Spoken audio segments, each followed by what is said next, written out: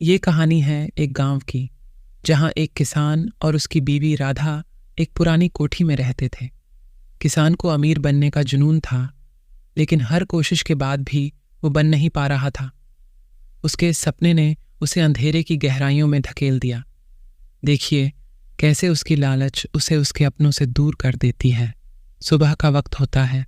किसान और उसकी बेगम अपने घर में यूं ही बातचीत कर रहे होते हैं। आपको याद है ना, आज हमें मंदिर जाना है। किसान किसी बेचैनी का शिकार हो जैसे और जवाब देता है। हाँ याद तो है, लेकिन सोच रहा हूँ आज कुछ और कर लेते हैं। क्या तुम हमेशा मंदिर जाने में इंटरेस्टेड रहते हो? आज क्या हुआ? कुछ नहीं, वैसे ही बस कुछ काम भी तो पड़े हैं निपटाने वाले। किसान की जेहन में लालच का जहर भर चुका था।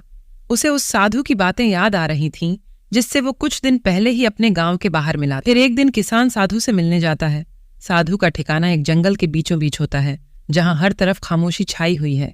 किसान बड़ी बेचैनी से बोलता है, बाबा, आपने कहा था पैसा कमाने का रास्ता है, लेकिन ये रास्ता बहुत मुश्किल है, मैं कर नहीं पाऊंगा। हाँ, लेकिन तुम्हारी लालच तुम्हें ये सब करने पर मजबूर करेगी।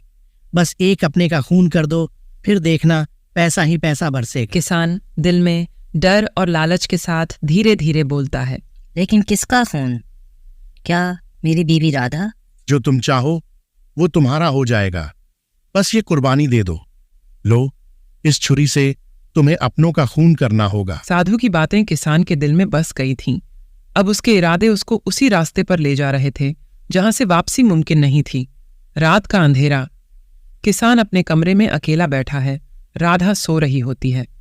किसान अपनी छुरी को देखता है जो साधु ने उसे दी थी। अगर मैं ये कर दूं तो हमेशा के लिए अमीर बन जाऊंगा। वो राधा के करीब जाता है। छुरी उसके हाथ में होती है और उसका हाथ कांप रहा होता है। उसके चेहरे पर बहुत डर होता है। उधर राधा अपनी नींद से बेतार हो जाती है। क्या हुआ? तुम ठीक तो हो?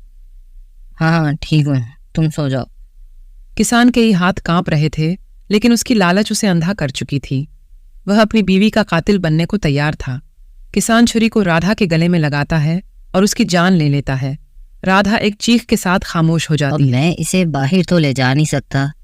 ऐसा करता हूँ, घर के पीछे सहन में ही दफना देता हूँ। राधा के मरने के बाद किसान कोठी में अकेला रहता है, लेकिन कुछ दिन बाद उसे अजीब चीजें महसूस होने लगती हैं। ये आवाज कहाँ से आ रही है? उसे कमरे में कदमों की आहटें सुनाई देती हैं, लेकिन कोई दिखाई नहीं देता। थोड़ी देर बाद उसे राधा की परछाई दिखाई देती है। कौन है? राधा, तुम? राधा का भूत उसे डराने आया था। अब किसान अपनी ही जान के लिए खौफ में जीने लगता है। राधा का भूत सामने आता है। उसकी आंखों में गुस्सा है। चुड़ैल, कौन हो तुम? तुमने मुझे मारा, आखिर मेरा क्या कसूर था? तुम लालच में इतने अंधे हो गए थे क्या? अब मैं तुम्हें चैन से नहीं जीने दूंगी। मुझे माफ कर दो राधा, मैं लालच में अंधा हो गया था। माफी? अब तुम्हें अपनी रजा भुगतनी ही होगी। ऐसा कहकर राधा का भूत गायब हो जाता है। अब उसने किसान को सताकर बदला लेने की ठान ली थी।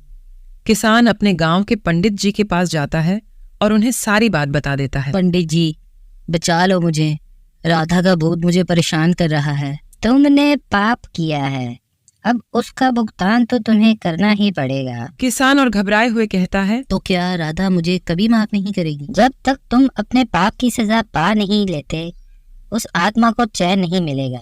किसान ने अपनी मौत को खुद बुलाया था। अब उसे अपने किए की सजा मिलने वाली थी। आखिरी रात किसान अपनी कोठी में अकेला होता है। हर तरफ अंधेरा छाया हुआ है।